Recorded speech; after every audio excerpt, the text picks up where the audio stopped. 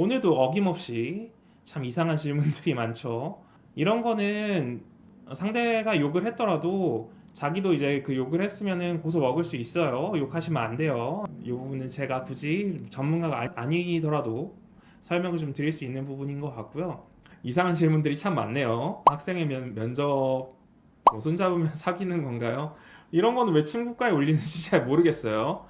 이 질문이 좀 재밌어서 이제 고2 올라가는데 진로가 고민입니다. 한의사가 되길 너무 바라셔요. 돈을 많이 버는 게 꿈인데 한의사면서 한약 공장 갖고 있는 게 메리트가 될까요? 그냥 서울대 낮은 문과 가서 로스쿨 가고 싶었는데 어느 쪽이 돈을 더 많이 벌까요? 솔직하게 말씀을 드리면 일단은 좀 변호사분들의 좀 현재 좀 상황을 사실 이제 제 입장에서는 좀 알 수가 없기 때문에 한의사에 대한 부분만 좀 설명을 좀 드리자면은 격차가 좀 큰 편이에요. 이게 경제적으로 좀 많이 버시는 분들도 있으시고 상대적으로 좀 적게 버시는 분들도 좀 있으시죠. 예를 들면은 뭐 페이닥터를 하신다든지 이제 이런 부분들이 좀 이제 차이가 좀 있는 편이기는 한데 그래도 이제 아무래도 저점이 약간 좀 높은 편이라고 해야 되나? 이제 일반적으로 직장인 분들보다는 약간 조금 더 수익을 좀 벌 수 있는 이런 부분들이 좀 있고 다만 이제 격차가 좀 많이 큰 편이기 때문에 수익이 아주 높은 거를 이제 보장할 수는 좀 없는 부분들인 것 같아요. 그래서 이제 이 부분은 그 한의사가 되면은 무조건 뭐 돈을 많이 번다 이렇게 말씀드리긴 약간 좀 어려울 것 같고요. 뭐 한약 공장을 갖고 있는 부분이라고 하면 이건 메리트가 좀 크게 될 수는 있어요. 이제 원예탕전이라고 해서 예전에는 한의원 내에서 이제 한약을 이제 조제를 해서 처방을 하는 게 이제 일반적이었다고 하면은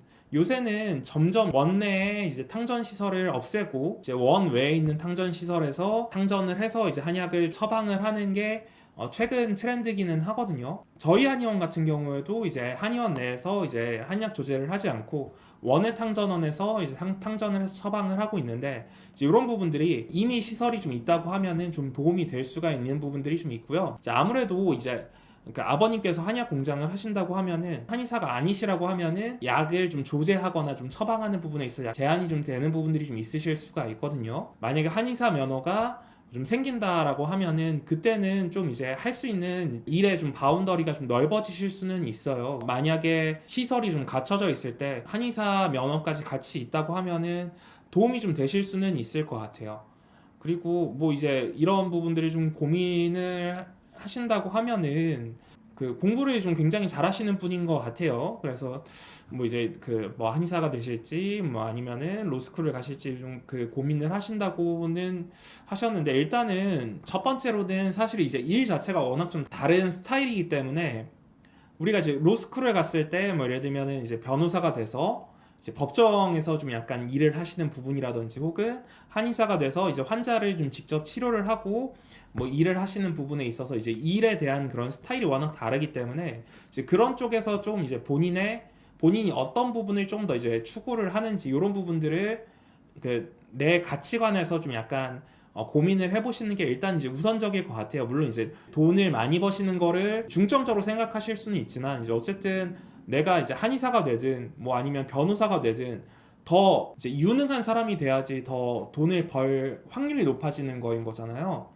내가 뭐 한의사가 되더라도 뭐 환자를 내가 치료를 좀 제대로 할 수가 없는데 돈을 벌 확률이 그렇게 높지는 않겠죠.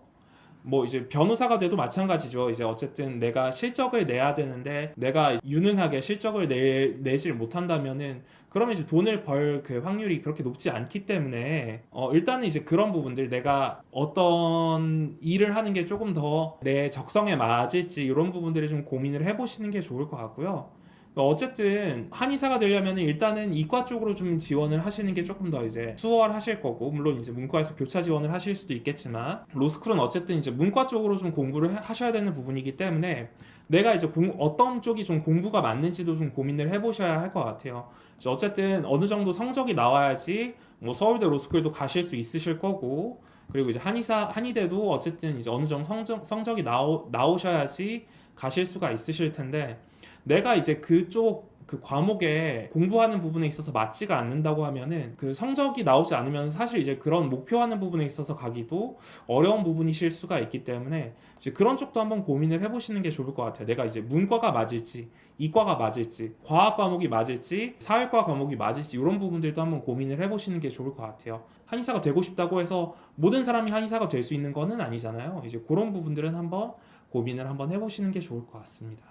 변호사분들도 마찬가지라고 좀 듣기는 했지만 어쨌든 좀 경쟁 자체가 워낙 좀 이제 치열해지는 부분들이다 보니까 전에는 어느 정도 수익을 좀 보장할 수 있는 직업들이었다고 하면은 지금은 좀 이제 그런 경쟁에서 좀 이제 이겨야지 좀 이제 수익을 좀 더 보장받을 수 있는 이런 부분들이라고 좀 생각이 좀 들거든요. 그래서 이제 지금 당장 어떤 수익만으로 지금 그 결정을 하는 것보다는 내 가치관이라든지 혹은 적성이라든지 이런 부분들 뭐 이제 법정에서는 아무래도 이제 그런 그 경쟁이 좀 되는 부분들이 좀 있으실 거고 환자를 진료를 보는 것도 제 입장에서도 보면은 보람찬 일이기는 하지만 어쨌든 또 힘든 일이기도 하거든요. 이제 건강을 되찾게 해드리기 위해서 좀 고민을 한다는 부분들이 이제 어려운 일이기도 하기 때문에 이제 이런 부분에 있어서 한번 고민 한번 해보시는 게 좋을 것 같아요. 워낙 좀 스타일이 다른 직업이라서 오히려 좀 비교가 조금 더 이제 편하시지 않을까 뭐 이제 그렇게 좀 고민을 해보시는 게 좋을 것 같습니다.